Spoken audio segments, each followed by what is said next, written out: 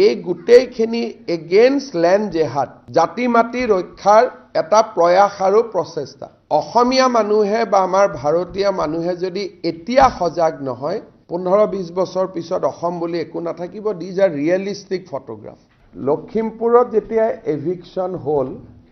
আমাৰ কিছুমান পলিটিক্যাল লিডাৰে এগৰাকী ছোৱালীৰ ভিডিঅ' এটা লৈ ইস্যু কৰিলে কিন্তু তাত সত্যটো কি লখিমপুৰত আমি এভিকশন কৰিছিলো তাত যেতিয়া আমি দেখা পালো যে কোন মানুহ আছিল বৰপেটাৰ পৰা ৭৪টা ফ্যামিলি গৈছিল লখিমপুৰত নগাঁৱৰ পৰা ৬৩টা ফ্যামিলি গৈছিল